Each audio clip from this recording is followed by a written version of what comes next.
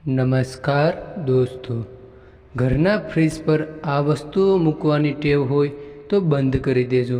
વાસ્તુ દોષના કારણે વધી જશે ખર્ચા.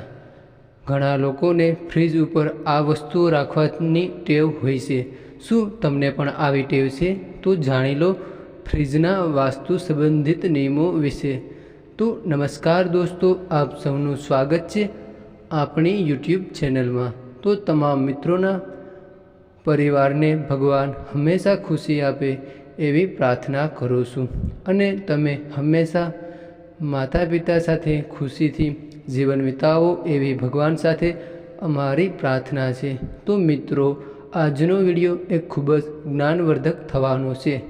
તો વિડીયોને છેલ્લે સુધી જોતા રહેજો, કારણ કે ઘણી વખત અધૂરું જ્ઞાન એ ભયંકર સાબિત થઈ શકે છે. તો વિડીયોની શરૂઆત કરતાં પહેલાં જો તમે વિડીયોને લાઇક કરી ના હોય તો વિડીયોને લાઇક કરી દેજો, અને જો આપણી ચેનલ પર નવા હોય તો આ ચેનલને સબસ્ક્રાઈબ કરી દેજો. તો ચાલો તમારા બધાનો કિંમતી સમય બગાડ્યા વગર વિડીયોની શરૂઆત કરીએ.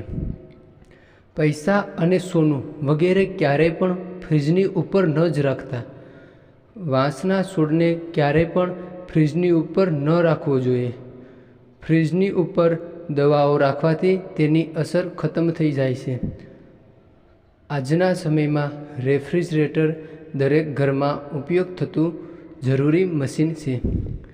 લોકો ઘણીવાર અજાણતામાં કેટલીક એવી વસ્તુઓ ફ્રીજમાં રાખી દે છે જેને રાખવાથી તેમને ભવિષ્યમાં પૈસાની ખોટ સહન કરવી પડે છે.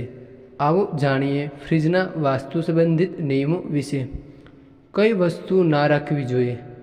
ઘણા લોકોને પૈસા વગેરે ફ્રીજ ઉપર રાખવાની આદત હોય છે.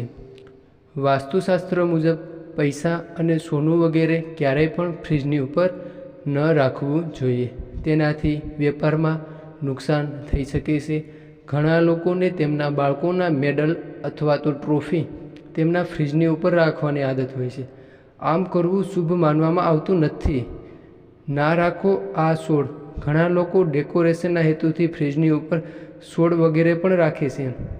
વાસ્તુ મુજબ વાંસના છોડને ક્યારેય પણ ફ્રીજની ઉપર ન જ રાખવો જોઈએ. આનાથી તમને વાંસનો છોડ રાખવાનો કોઈ ફાયદો થતો નથી, ખતમ થઈ જાય છે દવાની અસર.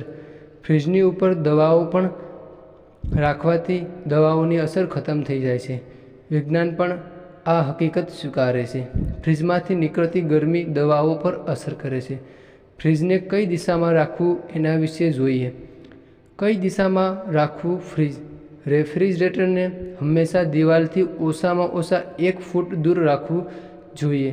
ઘરમાં સુખ શાંતિ બનાવી રાખવા માટે રેફ્રિજરેટર હંમેશા પશ્ચિમ દિશામાં રાખવું, એટલે રેફ્રિજરેશનને પશ્ચિમ દિશામાં રાખવું જોઈએ. આ સિવાય દક્ષિણ પશ્ચિમ દિશા પણ શુભ ગણવામાં આવે છે. તો ચાલો યુટ્યુબ દોસ્તો, જો તમે આ ચેનલમાં નવા હોય તો આવા વિડીયો પસંદ આવે તો આપણી આ ચેનલને સબસ્ક્રાઈબ કરી દેજો, એટલે આપણે આવા વિડીયો સાથે પાછા મળી શકીએ.